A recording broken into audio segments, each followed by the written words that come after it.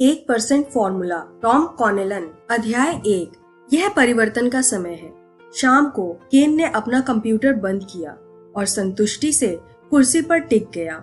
यह एक और शानदार दिन था जिसमें उसने बेहतरीन काम किया था।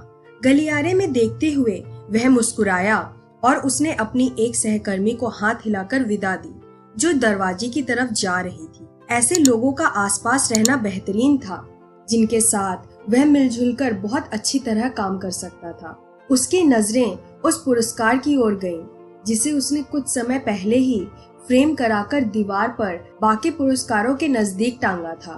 उसने याद किया कि हर पुरस्कार मिलते समय उसे कितना अच्छा लगा था और उसके साथ मिलने वाला प्रमोशन तथा सम्मान भी। फिर उसने अपनी डेस्क पर अपने परिवार के फोटो देखे। केन का वैवाहिक जीवन बेहतरीन था। एक बेहतरीन महिला के साथ वे एक दूसरे से प्रेम करते थे और मिलकर बहुत मजे करते थे, और जब जिंदगी में मुश्किलें आती थी तो वे एक दूसरे को सहारा देते थे। जहाँ तक बेटे और बेटी की बात थी, उन पर केन को सबसे ज्यादा गर्व था और उनके आसपास रहने से हमेशा खुशी मिलती थी, लगभग हमेशा। आखिर वे बच्चे थे, केन ने मुस्कुराते हुए सोचा। उसने संतुष्टि भरी गहरी सांस ली और 100% ईमानदारी से कह सकता था कि वह एक खुश इंसान था, कि वह संसार के शिखर पर था। लेकिन यह हमेशा ऐसा नहीं था। 6 महीने पहले केन बड़े बुरे हाल में था। पुराने दिनों की याद आते ही उसके चेहरे की मुस्कान मिट गई। वह और उसकी पत्नी ज्यादातर समय एक दूसरे से झगड़ते रहते थे, एक दूसरे के दोष निकालते रहते थे। बच्चे भी उदंड होते जा रहे थे और विद्रोही तेवर दिखा रहे थे। स्कूल में भी उनका प्रदर्शन अच्छा नहीं था। अपनी नौकरी में केन बहुत नाखुश था। उसे अपनी नौकरी जोखिम में नजर आती थी और हर दिन कम से कम 2 सहकर्मियों से उसका झगड़ा हो जाता था। उसे जरा भी नहीं पता था कि वह इस बुरे हाल में कैसे पहुंचा। बस एक दिन उसने खुद को वहां पाया। अपने मित्रों, परिवार वालों और सहकर्मियों को देखने पर उसे एहसास हुआ कि वह अकेला ही नहीं था। दरअसल बहुत से लोग उतने ही बुरे हाल में थे। उनमें से किसी को भी यह नहीं पता था कि वे वहां कैसे पहुंचे। कुछ को तो यह भी एहसास नहीं था कि वे वहां थे। केन ने सोचा कि क्या जीवन का यही मतलब है? क्या जिंदगी ऐसी ही होती है?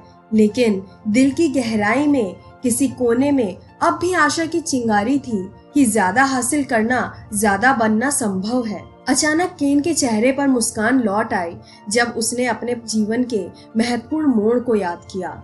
शनिवार की सुबह केन उस सीजन में अपने बेटे जैक का पहला फुटबॉल मैच देख रहा था। वे लोग उस टीम के खिलाफ खेल रहे थे जिसने उन्हें पिछले साल काफी हराया था।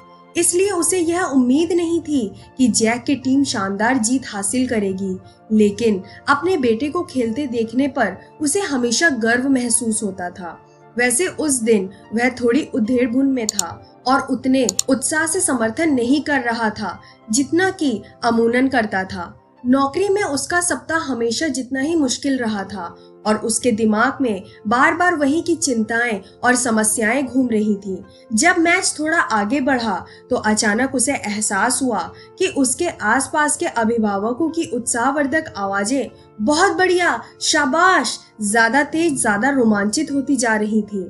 स्कोर बराबरी पर था। गेंद जैक की टीम के पास थी और यह गोल के करीब पहुंच चुकी थी। केन ने देखा कि इस मैच में उसके बेटे की टीम ने गेंद पर बहुत ज्यादा नियंत्रण कर रखा है। कुछ तो था जो पिछले साल से अलग लग रहा था। जैक की टीम ज्यादा एकाग्र थी और कोच के निर्देश का ज्यादा अच्छी तरह पालन कर रही थी। वे लोग ज्यादा एकजुटता से खेल रहे थे, प्रबल टीम भावना से खेल रहे थे। हालांकि वे अब भी बच्चे थे। कई बार तो वे मैदान में इधर से उधर जाते और गेंद के चारों ओर झुंड बनाते अमीबा जैसे लगते थे, लेकिन इस बात से इनकार नहीं किया जा सकता था कि वे पहले से ज्यादा फुर्तीले थे और पहले से बेहतर खेल रहे थे। जैक की टीम में कोई खास बदलाव नहीं हुए थे। उसमें अब भी आस पड़ोस के वही लड़के थे जिनके साथ वह कुछ सालों से खेल रहा था। बेशक वे सब 1 साल बड़े हो गए थे, लेकिन दूसरी टीम के लड़के भी 1 साल बड़े हो गए थे। केन ने दूसरी टीम पर निगाह डाली और देखा कि उनमें भी कमोबेश वही लड़के खेल रहे थे जो पिछले साल खेल रहे थे। दूसरी टीम का कोच अब भी वही था जो मैदान के विपरीत छोर पर खड़ा था। बेशक उसके चेहरे पर हैरानी का भाव था जो केन ने पहले कभी नहीं देखा था, लेकिन वह निश्चित रूप से वही कोच था। केन ने याद करने की कोशिश की, क्या जैक ने उसे बताया